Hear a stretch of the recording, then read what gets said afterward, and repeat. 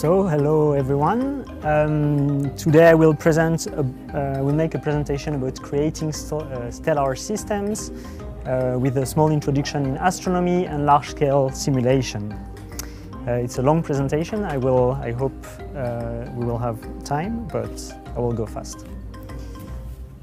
So, a quick disclaimer before we start. I am not an actual astronomer or a physicist, so though I did training, I did study physics in university for a couple years. I did not get a diploma, so I'm a hobbyist, and everything I say has to be taken with a grain of salt as not actual necessarily truth, but I did my homework as good as I could to make it accurate. And then I also have no degree in computer science, but I'm a self-taught professional programmer. As Manuel said, I work as a video game programmer. So, and this is a hobby project that I will present. So what's up today? First, we'll have a part in astronomy.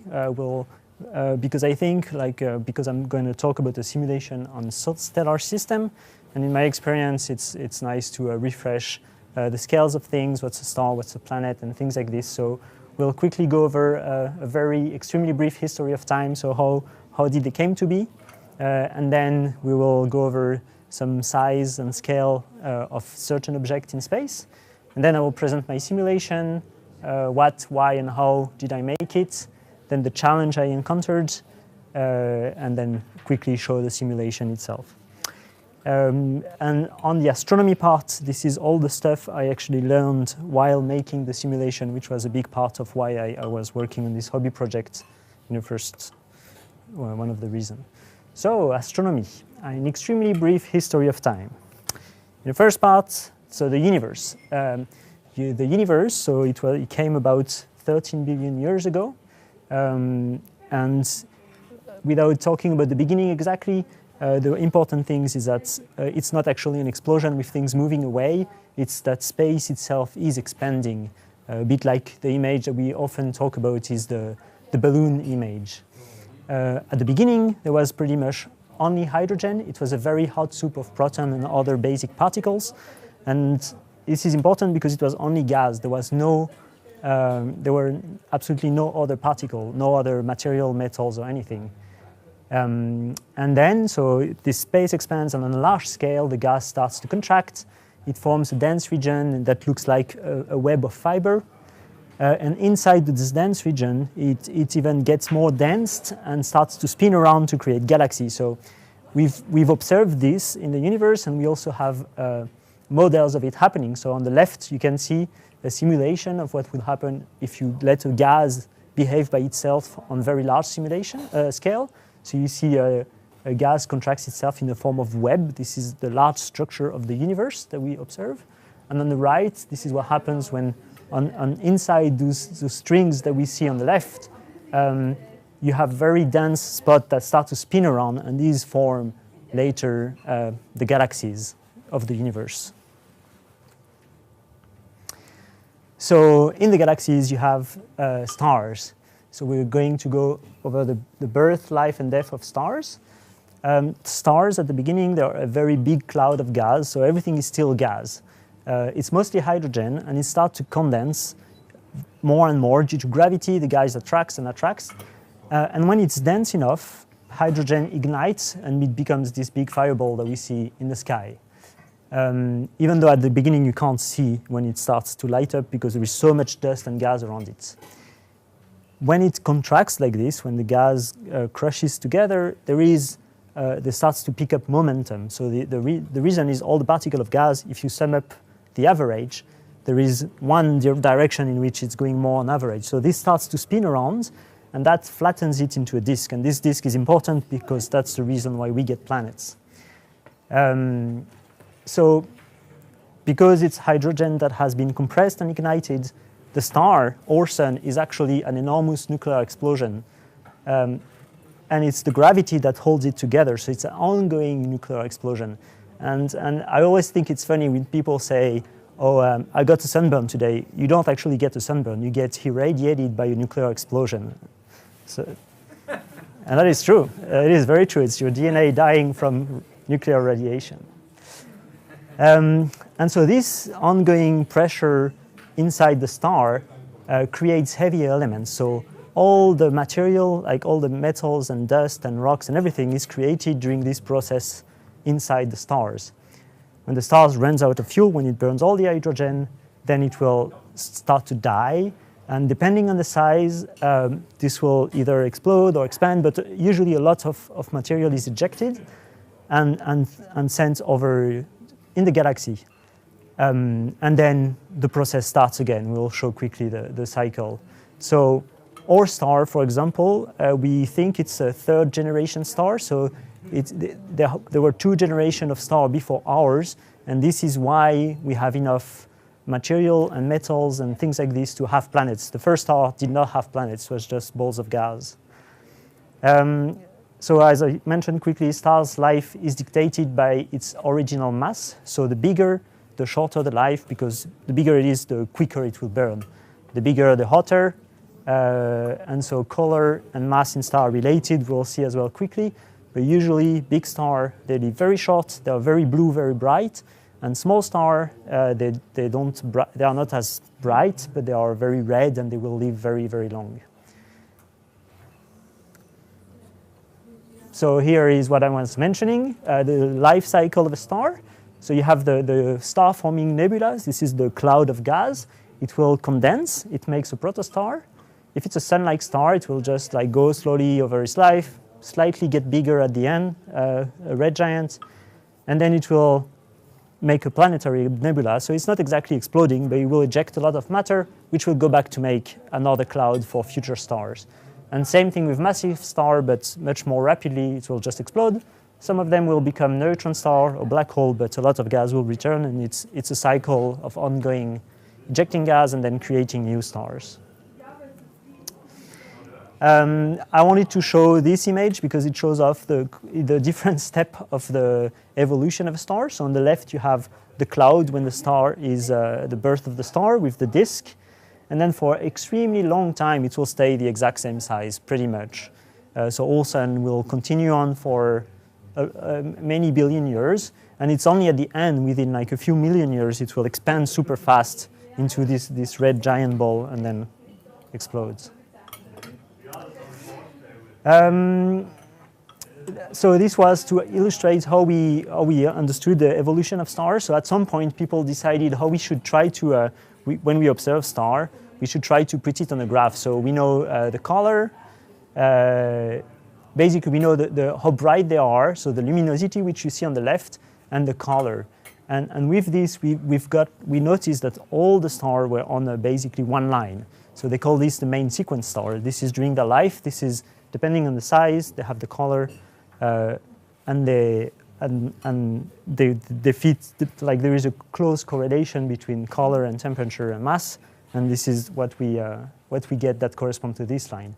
And there were some weird spots here, and that's how they noticed that like some of the stars were much more bright for their temperature, and this is how they explain the red giants. So a normal star like our sun, it will start here, so it will contract to the main sequence area, and then later in its life, suddenly it will inflate, it will go into the giant branch, and slowly it will go back to being a white dwarf all the way down. That's the quick explanation of the star size. So after the stars, we have the formations of planets. So due to the heat of the star, you have star zones. So because the star is so hot, it will quickly push away the gas. It will like a wind. Basically, light makes like a wind and blow away the gas during the early stage of the solar system, which is the reason why we don't have such gas anymore. So inside the solar system, it's so hot and it's blowing gas so fast that you only have rocks. All the water gets away. And then we have what we call and inside this area, we have the habitable zone, which is basically where liquid water could exist if there was pressure on the planet. So if there is an atmosphere, theoretically the temperature is hot enough to produce liquid water. Because at some point you have what we call the frost line, And the frost line is the sun. The star is not outputting enough power to melt the water. So in space, because there is no pressure, you have a zone with like vapor, water vapor, which is the zone we are in. And then you have a cold zone with ice grains.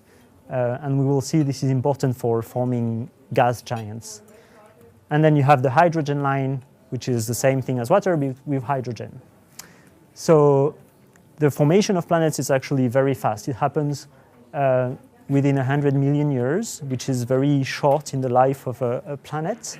It will start, it's the agglomeration theory, so small dust. At the beginning, there is only the gas. It will hit together and become small grains, and it will become bigger and bigger and bigger grains until you have what they call the oligarch phase.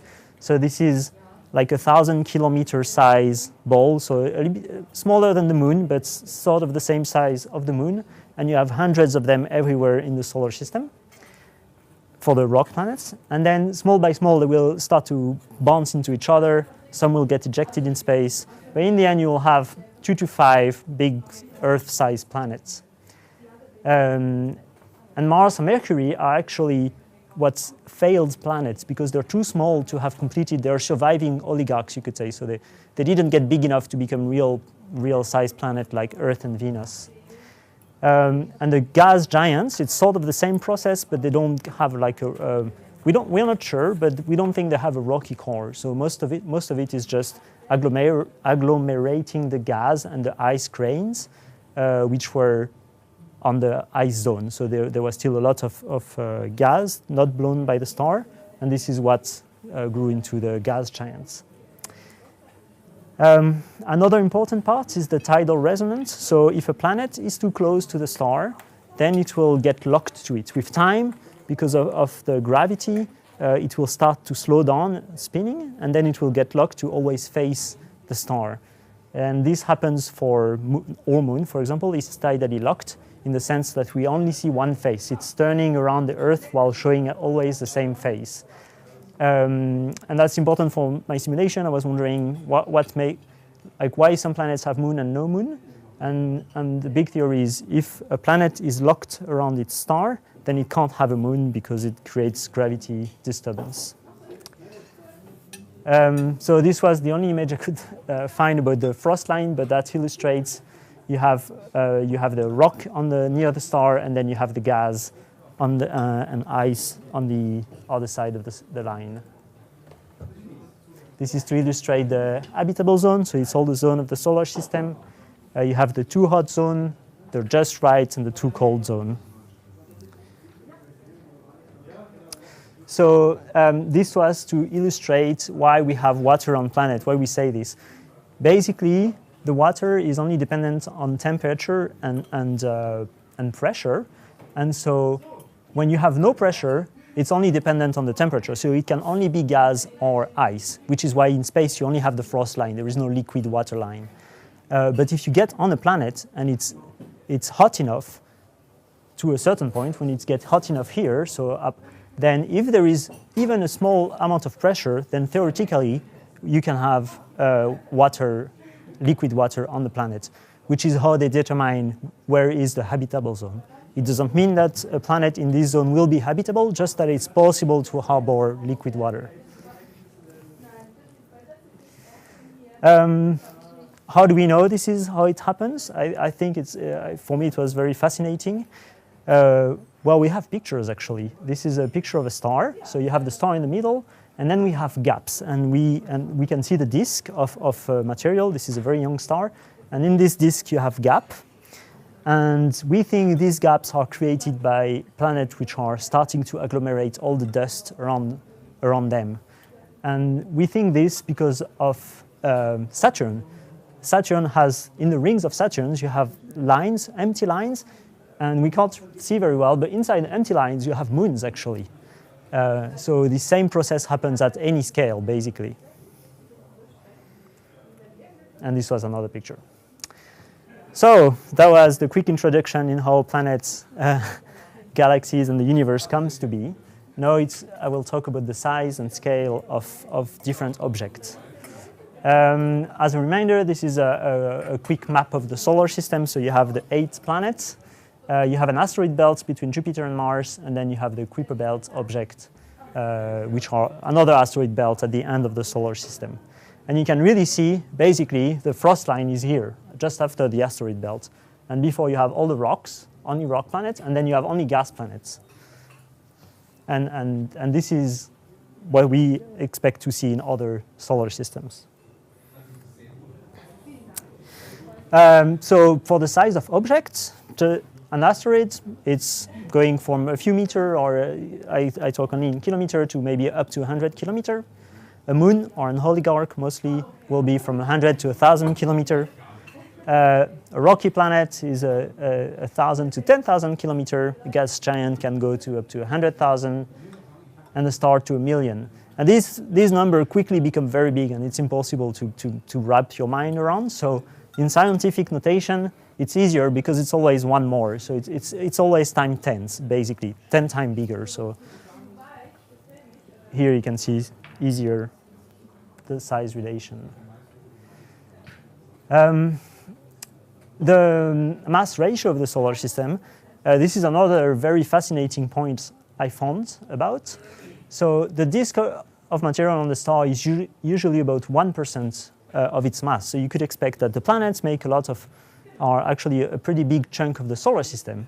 But because so much material is ejected when the solar system is forming, in the end, the sun is 99.9% of all the matter that is in our solar system.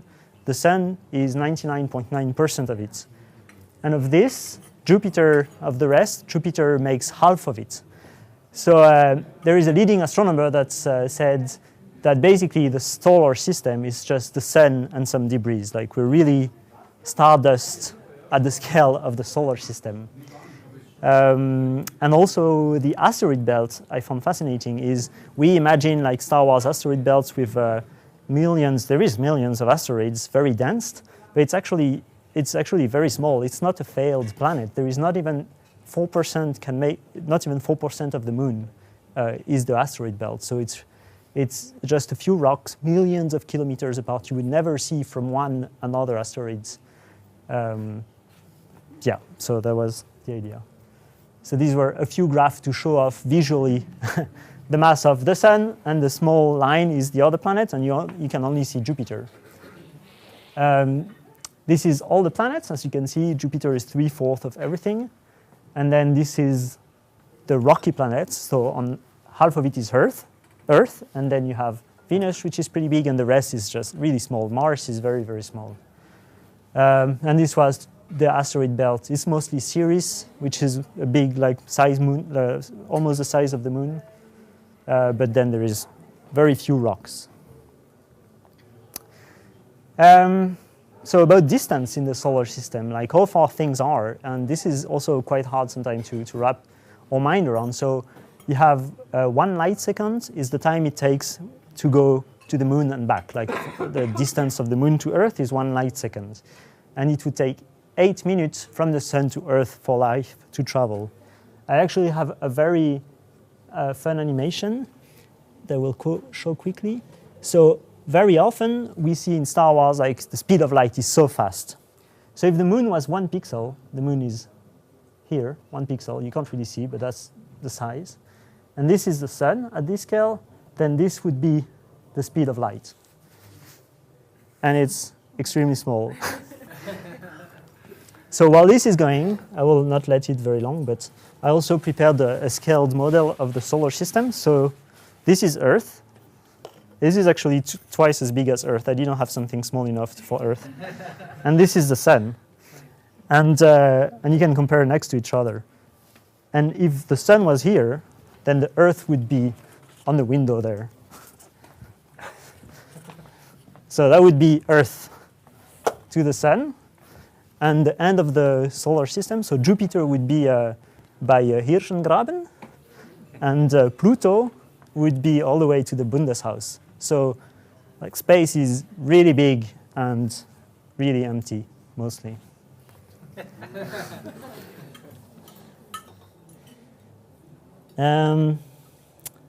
back to the presentation. And this is a picture, when it's back, a real scale picture of two-scale Earth and the Moon with the right size and distance.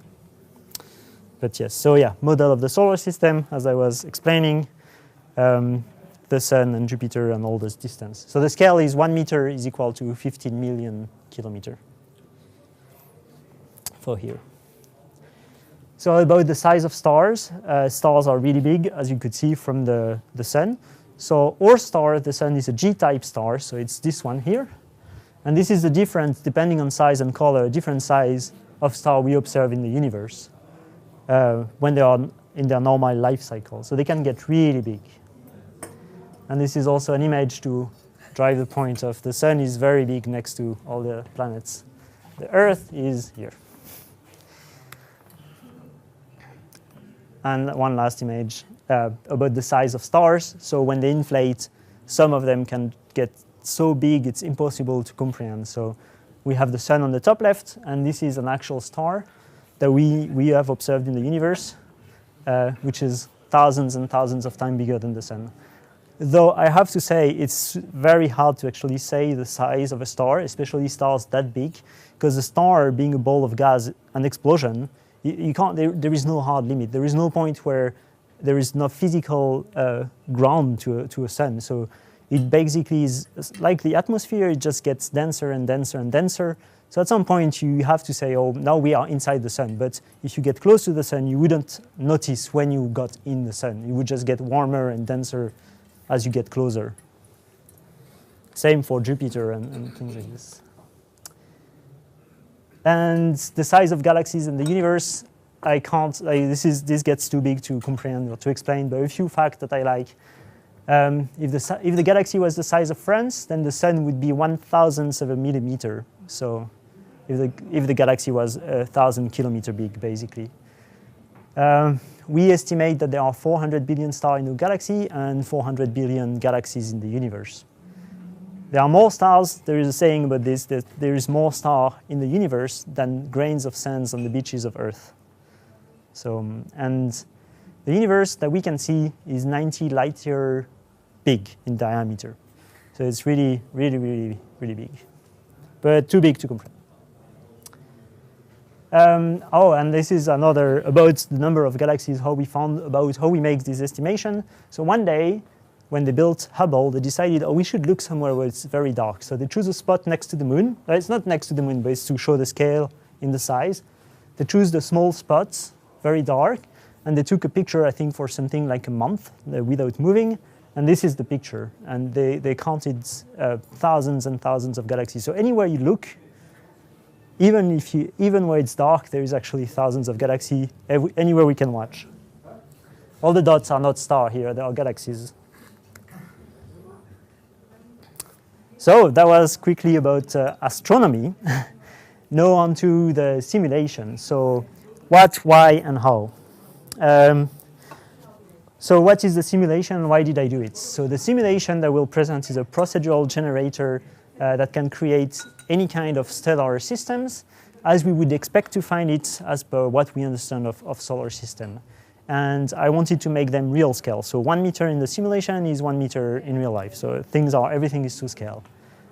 And it's just solar system, no galaxies, because there was not yet the time to do it, but maybe one day. And it will I put all that I just explained in practice, basically to make the simulation. Why did I do it? I'm passionate about space, but it was an excuse to learn and improve my knowledge both on astronomy and on programming. I have a passion for space stuff. And I was always very fascinated, how do they do it in other simulation? I've seen other simulation that shows off the size of the universe and like some games and things like this.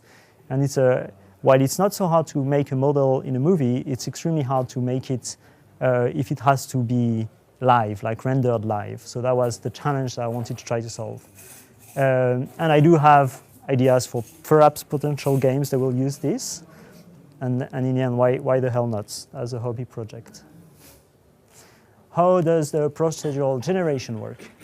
So mostly it's statistic tables with standard deviation equations. So I pulled from Wikipedia and a lot of other places. From reading Wikipedia and articles, I found statistics. I put this into tables, and then I use a standard deviation equation that gets me, so it does a bell curve, and then the further away from the average, then the less likely it is to happen. And I try to make it fit the reality. Then I generate all the values for parameters of the planets, the physical parameter and the orbital elements. Then I generate the orbital bodies in other stars, then the gas planet from bigger to smaller, basically. And each time I validate that the data is correct. So because it's completely random, I have to check that, or is this orbit possible knowing all the other orbits that are currently in the system? Like, they can't be crossing orbits, or they couldn't be a planet too close to a gas giant, and things like this. So how did I get the base data? As I was saying, from reading articles. So mostly then it was, after reading, it was compiling things into Excel. This is an example. This is the probability to get a given star depending on its mass. So you have the class. This is the mass relative to our sun. And this is the probability to find one. So our sun is actually not so common. I mean, it's 7%, but it's not like the average in the galaxy. Our sun is a G-type star. The most stars are a small red star that we can't even see with the naked eye. So when we look into the sky, we don't see them. They're not bright enough. But this is what is everywhere. So this is the probability to find such star. And then this is the multiplicity probability. Like the vast majority, not the vast majority, but at least 30% of stars of stars in the galaxy have a companion. They're not alone. They are like dual star, trinary star. And I think the biggest system we found has like 7 stars or 8 stars, something like this. And obviously, the bigger the base star is, the more likely it will be to have smaller companions around it. This was another table that I compiled on the probability to have a given number of planets from star mass. This is very hard because even though we've been finding a lot of planets, we don't yet have a lot of data to know for sure this is the number. But our simulations shows that there would be about 2 to 5 rock planets and 2 to 5 gas planets for most of the stars. And the bigger the star, the more likely it has to have a lot of planets because there is more material, but it's also more likely that it will eject them due to gravity things. So how do orbit works in my simulation? If you have some knowledge of orbital mechanics, it gets very complex very quickly because every body is impacting each other. So this is what the so-called n-body problem. So in my simulation, I only use the solution, the Keplerian solution for the two-body problem. So basically, we simplify the problem to if there were only two bodies each time. So like first the sun and the Earth, and I ignore everything else and I calculate the orbit parameter from this. And then I do the same with the Earth and the Moon. I ignore everything else and I just calculate the orbit parameters. The orbit parameters here, then once I have them, then they are time dependent. And so I can just give it a date and it will tell me where is the planet on its orbit at any point. So I don't have to know the previous state of the planet to calculate the next one. So they are, we say, on rail. So they will never go off in the simulation. Once I calculated everything, then they're fixed. And this was a quick show of the code, but it's not necessarily important. One big difficulty I had was at first I had the elliptic, the equation for an ellipse, but this is not how they go. So you can't have a smooth movement around an ellipse. In reality, they go much faster when they get close to the central body, when they don't have a perfectly circular orbit. And this is called the true anomaly. So without going too much into detail, basically it's the planet moves on the red ellipse here at the speed it would go if it was on a perfect circle. So you have to do averages, and there is, I found all of this on the internet, thank you. But that was interesting in a way and quite complex to figure out why was it not working. So challenges and solutions. what did I learn? What tricks was I using? So the big problem is the scale. The scale is so massive, so that is very hard to, how do you make it into a computer program? For our solar system, with a scale of 1 meter, it will go from 1 meter to 100 billion kilometers. So the end of the solar system is 100 billion kilometers away. So I need to have a number that can have 15 zeros behind and store it in a computer. And this happens to be exactly 64-bit numbers. But the problem is the tool I use to go faster, they only use 32 bits, which is much smaller. So a 32-bit number I will show as only 6, so up to 1 million precision, while 64-bit go up to 15 precision. So the problem for me was how do we render objects which are further away than 32 bits accurately. So this is just to illustrate how numbers are stored in a computer. This number of bits being the number of zeros in memory that it's taking, but without getting into detail, I don't even know very well. So the first solution I had heard about is the concept of floating origin.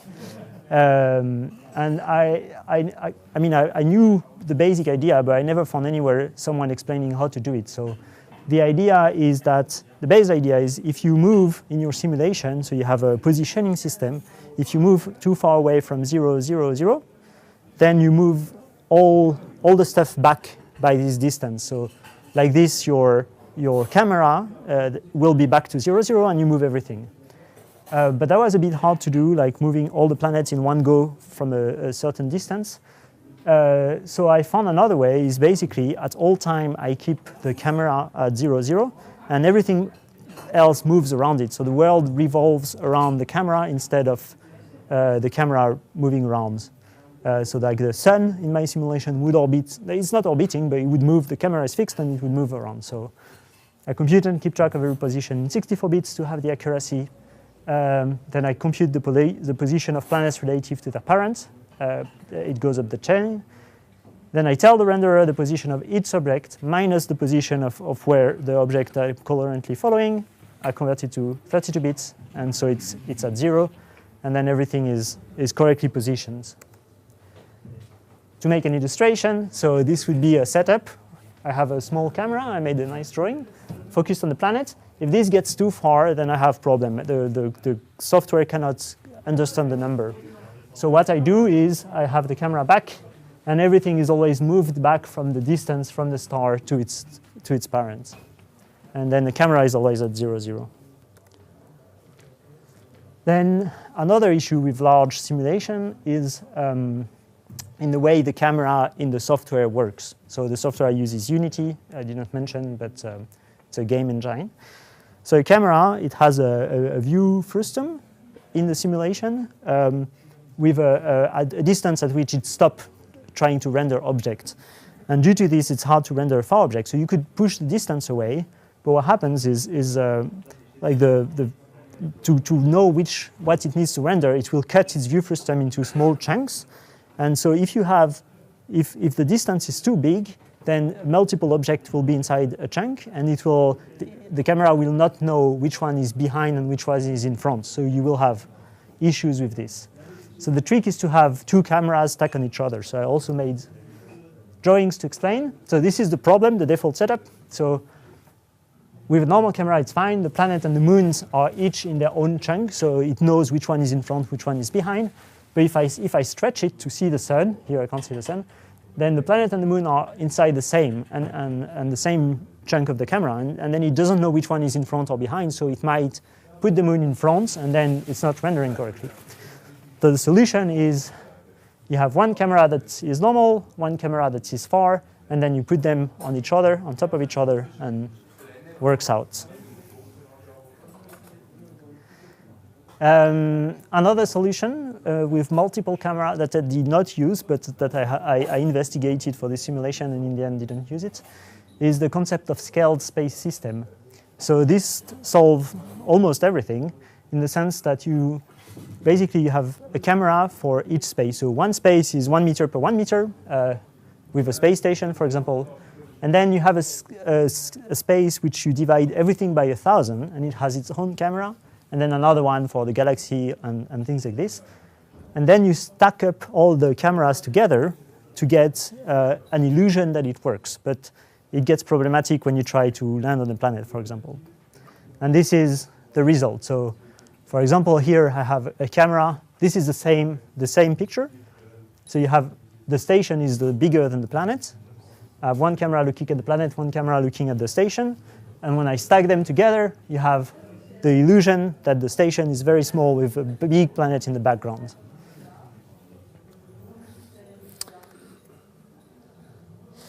And one of the last trick was scaling instead of zooming. So at first in my simulations, I always made a zooming where I would make the camera go further and further. So if I want to see you from far away, I would make it further. So here you can see to get the entire planet inside the view. But what would happen is if it gets too far, then I have the same issue as usual with distance and numbers. So the trick is the camera is always 1 meter away from an object, and it's just the object that gets smaller. So only when I'm very close to a small object is the entire simulation at full scale. And that is it for all the different challenges that I faced and how the solution I investigated and I learned with programming.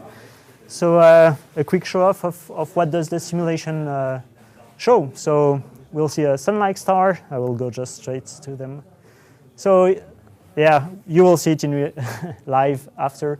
But it can produce a sun-like star.